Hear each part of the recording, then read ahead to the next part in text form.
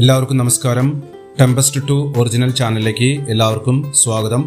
ഇന്നത്തെ വീഡിയോ ക്ലാസ്സിൽ പ്രധാനമായും അവതരിപ്പിക്കുന്നത് ഈ വർഷത്തെ ഹയർ സെക്കൻഡറി ബോട്ടണി പ്രാക്ടിക്കൽ പരീക്ഷ വളരെ എളുപ്പത്തിൽ എഴുതി മുഴുവൻ മാർക്ക് നേടാനുള്ള ചില മാർഗങ്ങളും, അതുപോലെ ഇപ്പോഴത്തെ പ്രത്യേക സാഹചര്യത്തിൽ സുരക്ഷിതമായിരിക്കാൻ ശ്രദ്ധിക്കേണ്ട കാര്യങ്ങൾ ഏതൊക്കെയാണ് എന്നതിനെക്കുറിച്ചുമാണ് പരിചയപ്പെടുത്തുന്നത്. ഇതുവരെ ഈ ചാനൽ സബ്സ്ക്രൈബ് ചെയ്തിട്ടില്ലെങ്കിൽ സബ്സ്ക്രൈബ് ചെയ്യുക, ഷെയർ ചെയ്യുക, കമൻറ്റ് ചെയ്യുക, ലൈക്ക് ചെയ്യുക. എങ്കിൽ ക്വസ്റ്റ്യൻ പേപ്പർ പാറ്റേൺ ഒന്ന് വിശദമായി പരിചയപ്പെടാം. ഹയർ സെക്കൻഡറി ബോട്ടണി പ്രാക്ടിക്കൽ പരീക്ഷയ്ക്കായി ഇപ്രാവശ്യം ചില വ്യത്യാസങ്ങൾ വരുത്തിയിട്ടുണ്ട്. അത്തരം കാര്യങ്ങൾ ഒന്ന് വ്യക്തമായി പറയുക എന്നതാണ് ഈ വീഡിയോ ക്ലാസ്സിൻ്റെ മുഖ്യമായ ലക്ഷ്യം. ഇതിലെ ഒന്നാമത്തെ ചോദ്യം അനാട്ടമി പാർട്ടിൽ നിന്നാണ്. മുൻപൊക്കെ ഇത്തരം പ്രാക്ടിക്കൽ ചെയ്യുമ്പോൾ ഡിസെക്ഷൻ എടുത്ത് മൈക്രോസ്കോപ്പിൽ വെച്ച് ഐഡൻറ്റിഫൈ ചെയ്യുകയായിരുന്നു. ഇപ്പോഴത്തെ പ്രത്യേക സാഹചര്യത്തിൽ പുറമെ നിന്ന് വരുന്ന അധ്യാപകൻ അല്ലെങ്കിൽ എക്സ്റ്റേണൽ എക്സാമിനർ നൽകുന്ന സൂചനകളുടെ അടിസ്ഥാനത്തിൽ ഡയഗ്രാം, ലാബലിംഗ്, റീസൺ തുടങ്ങിയ വർക്കുകൾ ചെയ്യേണ്ടതാണ്. ഒരിക്കലും ഡിസെക്ഷൻ എടുക്കേണ്ടതായിട്ടുള്ള ആവശ്യമില്ല. അതുപോലെ മൈക്രോസ്കോപ്പ് ഉപയോഗിക്കേണ്ട ആവശ്യവുമില്ല. മറ്റൊരു കാര്യം, പരീക്ഷയ്ക്ക് തയ്യാറായി ഇരിപ്പിടങ്ങളിൽ ഇരുന്നു കഴിഞ്ഞാൽ പിന്നെ അവിടെ നിന്ന് എണീറ്റ് നടക്കുകയോ മറ്റു കാര്യങ്ങൾക്കായി വാഷ് ബേസിനിലേക്ക് പോവുകയോ ആയിട്ടുള്ള പഴയതുപോലുള്ള കാര്യങ്ങൾ ഇപ്പോഴത്തെ സാഹചര്യത്തിൽ ചെയ്യാൻ പാടുള്ളതല്ല. പിന്നെ മറ്റുള്ള ചോദ്യങ്ങൾക്കെല്ലാം മോർഫോളജി ആയാലും ബയോടെക്നോളജി, ഫോട്ടോഗ്രാഫ് ആയാലും ഫിസിയോളജി എക്സ്പെരിമെൻ്റ് ആയാലും എക്കോളജിക്കൽ ഇൻട്രാക്ഷൻ, ഫ്ലോറൽ ഫോർമുല, ആന്തറിനെ സംബന്ധിക്കുന്ന ചോദ്യം, ഇതൊക്കെയായാലും എക്സ്റ്റേണൽ എക്സാമിനർ അവിടെ നിന്ന് വളരെ വ്യക്തമായി ഇതിനെക്കുറിച്ചുള്ള സൂചനകൾ അല്ലെങ്കിൽ അത് കാണിച്ചു തരികയുമാണ് ചെയ്യുന്നത്. അതിൻ്റെ അടിസ്ഥാനത്തിൽ മാത്രമാണ് ഉത്തരപേപ്പറിൽ ഭംഗിയായി എഴുതി തീർക്കേണ്ടത്. ആകെ 1 മണിക്കൂർ സമയമാണ് അനുവദിച്ചിട്ടുള്ളത്. പഴയതുപോലെ 20 മാർക്കും കൂടിയാണ്. ഒന്നുകൂടെ പറയട്ടെ, അനാട്ടമി ആയാലും ആന്തറിനെ സംബന്ധിക്കുന്ന ചോദ്യമായാലും ഒരിക്കലും മൈക്രോസ്കോപ്പ് നോക്കേണ്ടതായിട്ടില്ല. ഓരോ ചോദ്യങ്ങളും പരിചയപ്പെടാം. ഇവിടെ ഒന്നാമത്തെ ചോദ്യം, the given specimen A is dicot stem or monocot stem or monocot root. Right the reason for its identification. Draw the ground plan and label the parts. ഇവിടെ ഡൈക്കോട്ട് സ്റ്റെമ്മോ മോണോക്കോട്ട് സ്റ്റെമ്മോ മോണോക്കോട്ട് റൂട്ടോ ഇതിലേതെങ്കിലും ഒരു മെറ്റീരിയലാണ് തരുന്നത്. അതിൻ്റെ ഡയഗ്രാം വരയ്ക്കുക, ലേബൽ ചെയ്യുക, റീസൺ എഴുതുക. ഡയഗ്രത്തിന് 2 മാർക്ക്, ലേബലിങ്ങിന് 1 മാർക്ക്, റീസണ് 2 മാർക്ക്. ആകെ 5 മാർക്കാണ് ഈ ചോദ്യത്തിന് ഉള്ളത്. ഈ ചോദ്യത്തിൽ ഒരിക്കലും മൈക്രോസ്കോപ്പ് ഉപയോഗിക്കേണ്ടതായിട്ടില്ല, പ്രത്യേകിച്ച് ഐഡന്റിഫൈ ചെയ്യേണ്ടതായിട്ടുമില്ല. ഇവിടെ ഡൈക്കോട്ട് സ്റ്റെം ആണ് കിട്ടുന്നതെങ്കിൽ ഈ ഗ്രൗണ്ട് പ്ലാൻ ആണ് വരയ്ക്കേണ്ടത്. അതിൽ റീസണായിട്ട് എഴുതേണ്ടത് ഇപ്പോൾ ഡൈക്കോട്ടിൽ നിന്നുള്ള 2 പോയിന്റും സ്റ്റെമ്മിന് സൂചിപ്പിക്കുന്ന 2 പോയിന്റുമാണ്. ഡയഗ്രാം വരയ്ക്കുമ്പോൾ മിനിമം 2 പാർട്ടെങ്കിലും ലേബൽ ചെയ്തിട്ടുണ്ടായിരിക്കണം. Reason, first one, xylem is endarch, cortex is heterogenous, vascular bundles are limited in number, vascular bundles are open. ഇങ്ങനെയുള്ള 4 പോയിന്റുകൾ എഴുതുക. ഇനി മോണോക്കോട്ട് സ്റ്റെം ആണ് തരുന്നതെങ്കിൽ ഇതുപോലുള്ള ഒരു ഗ്രൗണ്ട് പ്ലാൻ കാണിക്കുക. അതിലെ വാസ്കുലർ ബണ്ടിൽസ് കൃത്യമായിട്ട് വരയ്ക്കുക. ഇതിൽ റീസണായിട്ട് കൊടുക്കേണ്ടത് vascular bundles are conjoint and collateral, xylem is endarch, vascular bundles are numerous and scattered, vascular bundles are closed. ഇങ്ങനെ ഒരു 4 പോയിന്റുകൾ ആയി കഴിഞ്ഞാൽ മോണോക്കോട്ട് സ്റ്റെമ്മിൻ്റെ ഐഡന്റിഫിക്കേഷനുള്ള റീസണായി. ഇത് ഏത് വേണമെങ്കിലും നിങ്ങൾക്ക് തിരഞ്ഞെടുത്ത് എഴുതാവുന്നതാണ്. മോണോക്കോട്ട് റൂട്ട്, ഇവിടെ ഗ്രൗണ്ട് പ്ലാൻ വരച്ചിരിക്കുന്നു. പ്രത്യേകമായിട്ട് ഒന്നുകൂടെ പറയട്ടെ, മിനിമം 2 പാർട്ടെങ്കിലും ലേബൽ ചെയ്തിട്ടുണ്ടായിരിക്കണം. കൂടുതൽ പാർട്ട് ലേബൽ ചെയ്താൽ നല്ലത്.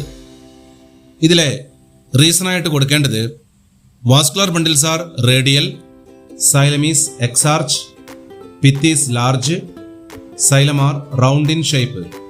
ഞാനിവിടെ എളുപ്പമുള്ള ചില റീസൺ ആണ് എടുത്ത് എഴുതിയിട്ടുള്ളത്. മോണോകോട്ട് അതുപോലെ റൂട്ട് ഇങ്ങനെയുള്ള രണ്ട് കാര്യങ്ങളെ തിരിച്ചറിയാനായിട്ടുള്ള റീസൺ ആണ് ഇവിടെ കൊടുത്തിട്ടുള്ളത്. രണ്ടാമത്തെ ചോദ്യം, observe the given specimen B. അതിൽ സബ് ക്വസ്റ്റ്യൻസ് ആയിട്ട് name the vegetative propagule, which plant part is modified, draw a neat label diagram. ഓരോ സബ് ക്വസ്റ്റ്യനും ഓരോ മാർക്ക് വീതമാണ്. ആകെ 3 മാർക്കാണ് ഇവിടെ ഉള്ളത്. പ്രത്യേകം ശ്രദ്ധിക്കേണ്ടതാണ്, കഴിഞ്ഞ വർഷത്തെ ക്വസ്റ്റ്യൻ പേപ്പറിൽ നിന്നും വ്യത്യസ്തമായിട്ടുള്ള ഒരു മാർക്ക് ഡിസ്ട്രിബ്യൂഷനാണ് ഇവിടെ കൊടുത്തിട്ടുള്ളത്. ഇവിടെ ജിഞ്ചറിൻ്റെ ഒരു പിക്ചർ കൊടുത്തിരിക്കുന്നു. അങ്ങനെയാണെങ്കിൽ അവിടെ എഴുതേണ്ടത് റൈസോം എന്നാണ്. Name of vegetative propagule rhizome, modified part underground stem. പിന്നെ ബാക്കിയുള്ള എന്താണ്, ഡയഗ്രാം വരയ്ക്കുക, ലേബൽ ചെയ്യുക എന്നുള്ളതാണ്. അപ്പോൾ ഇതുപോലെ തന്നെ കൃത്യമായിട്ട് വരയ്ക്കുക. പൊട്ടാറ്റോ ആണ് വെക്കുന്നതെങ്കിൽ name of vegetative propagule stem tuber, modified part underground stem എന്ന് കാണിക്കണം.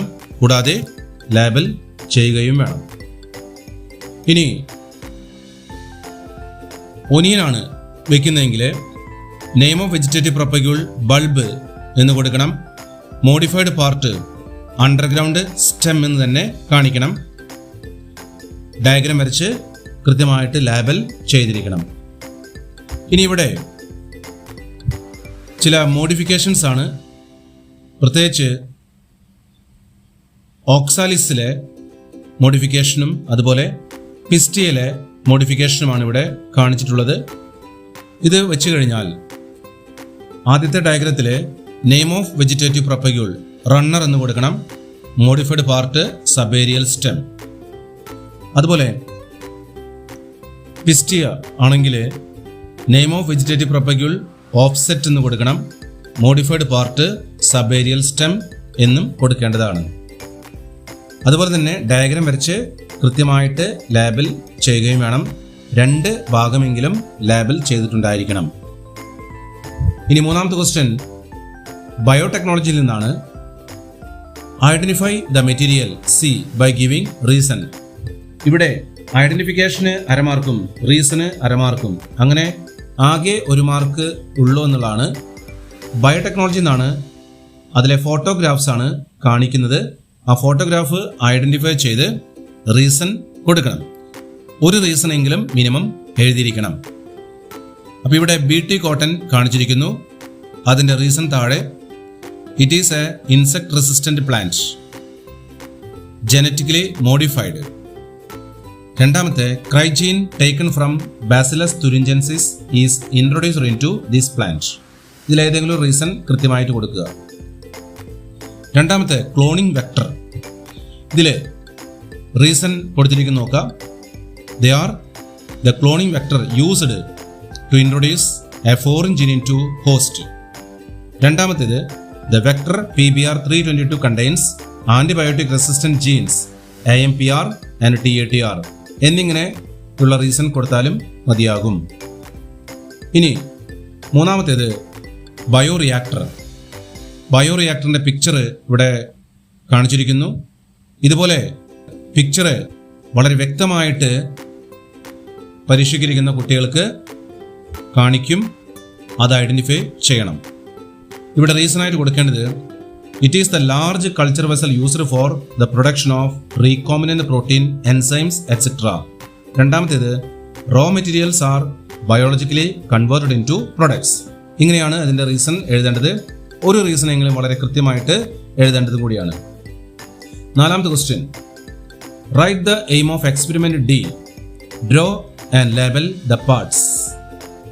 ഇവിടെ എയിമിന് അരമാർക്കും ലേബൽ ഡയഗ്രാം 1 മാർക്കുമാണ്. അങ്ങനെ ആകെ സ്കോർ 1.5 മാർക്കാണ്. ഫിസിയോളജി എക്സ്പെരിമെന്റ്സിനെ സംബന്ധിക്കുന്ന ചോദ്യമാണ് ഇവിടെ ഉള്ളത്. ഒന്നാമത്തേത് ടിസിൽ ഫണൽ എക്സ്പെരിമെന്റ്. അപ്പോൾ ഈ എക്സ്പെരിമെന്റ് കാണുമ്പോൾ കൃത്യമായിട്ട് ഐഡന്റിഫൈ ചെയ്യാനായിട്ട് പറ്റണം. അവിടെ എഴുതേണ്ടത് എയിമാണ് to demonstrate the osmosis by thistle funnel. ഇവിടെ ഡയഗ്രാം വരയ്ക്കണം, ലേബൽ ചെയ്യണം. രണ്ടാമത്തേത് hydrilla experiment. Aim to demonstrate the evolution of oxygen during photosynthesis. അപ്പോൾ ഇവിടെയും ഡയഗ്രാം വരയ്ക്കണം, ലേബൽ ചെയ്യണം. എയിം എഴുതാൻ മറക്കരുത്. ഇനി മൂന്നാമത്തേത് ഇംബൈബിഷൻ ബൈ റൈസിൻസ്. ഇവിടെ ഡയഗ്രാം കൊടുത്തിരിക്കുന്നു, ലേബൽ ചെയ്യാനായിട്ട് മറക്കരുത്. എയിം എഴുതണം, to demonstrate the mechanism of imbibition. ഇനി നാലാമത്തെ റൈറ്റ് സൈഡിൽ കൊടുത്തിരിക്കുന്നു ഗാനോങ്സ് സ്പോട്ടോമീറ്റർ. ഇവിടുത്തെ aim to measure the rate of transpiration. ഇവിടെ ഡയഗ്രാം കൊടുത്തിരിക്കുന്നു, ലേബൽ ചെയ്യാനായിട്ട് മറക്കരുത്. ഇത്തരം ഫിസിയോളജി എക്സ്പെരിമെന്റ്സ് കൃത്യമായിട്ട് നോക്കി മനസ്സിലാക്കി പഠിക്കേണ്ടതാണ്. കാരണം വൈവ സംബന്ധമായിട്ടുള്ള ചോദ്യം ഈ ഫിസിയോളജി എക്സ്പെരിമെന്റിനെ കുറിച്ചാണ്. അതുകൊണ്ട് തന്നെ ഫിസിയോളജി എക്സ്പെരിമെന്റ്സിന്റെ പ്രൊസീജിയർ വളരെ കൃത്യമായിട്ട് നോക്കി വെക്കേണ്ടതാണ്. അഞ്ചാമത്തെ ചോദ്യം construct the floral formula of the given flower E. ഇവിടെ ആകെ 2 ഫാമിലിയെ പഠിക്കാനായിട്ടുള്ളൂ, ഫാബേസിയെ, സോളനേസി. ഈ ഫാമിലീസിൻ്റെ ഫ്ലോറൽ ഫോർമുല കൃത്യമായിട്ട് എഴുതാനായിട്ട് ഒന്ന് പഠിക്കുക. ഇവിടെ ലൈവ് സ്പെസിമെൻസ് ക്രോട്ടലേറിയ കാണിക്കാം, പയറിൻ്റെ ഫ്ലവർ കാണിക്കാം. ഈ ഫ്ലോറൽ ഫോർമുലയാണ് എഴുതി വെക്കേണ്ടത്. അപ്പോൾ അത് കൃത്യമായിട്ട് ഒന്ന് ശ്രദ്ധിക്കുക. മറ്റൊന്ന് സോളനേസെ ഫാമിലിയിലെ മുളകിൻ്റെ പൂവോ അല്ലെങ്കിൽ വഴുതിനങ്ങ അതിൻ്റെ പൂവോ കാണിക്കാം. ഫ്ലോറൽ ഫോർമുല എഴുതാനായിട്ട് പഠിക്കണം. ആകെ 2 ഫാമിലി മാത്രമേ ഉള്ളൂ. ആറാമത്തെ ചോദ്യം write down the ecological interaction of the specimen F.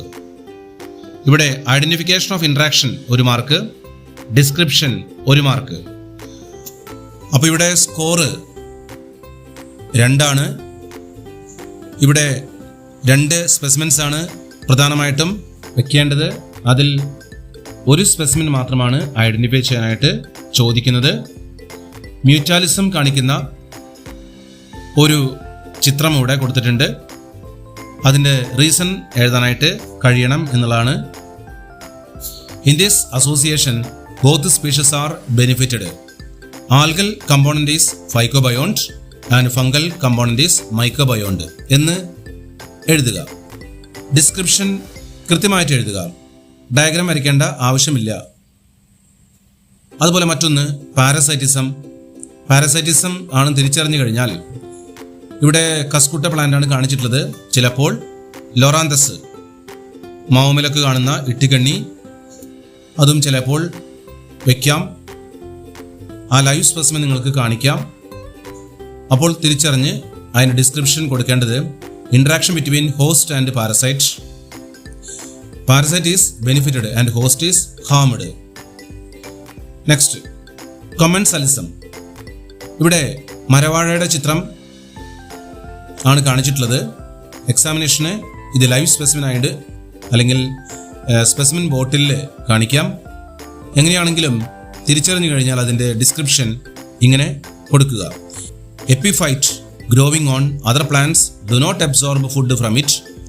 In this orchid is benefited while host is not harmed എന്ന രീതിയിൽ അതിൻ്റെ ഡിസ്ക്രിപ്ഷൻ കൊടുക്കുക. ഏഴാമത്തെ question the given material G is an entire anther. Draw the CS of anther and label any 2 parts. ഇവിടെയും live specimen കാണിക്കാം. അപ്പോൾ അതിൻ്റെ diagram labelling പ്രത്യേകമായി ശ്രദ്ധിക്കുക. ഡയഗ്രത്തിന് 1 മാർക്ക്, ലാബലിങ്ങിന് 1 മാർക്ക്, ആകെ 2 മാർക്കാണ്. ഇവിടെ ഒരിക്കലും സെക്ഷൻ എടുക്കേണ്ട ആവശ്യമില്ല, അല്ലെങ്കിൽ മൈക്രോസ്കോപ്പ് നോക്കേണ്ട ആവശ്യമില്ല. അത് മറന്നേക്കൂ. പ്രത്യേക സാഹചര്യത്തിലാണ് ഈ പരീക്ഷ നടക്കുന്നത്.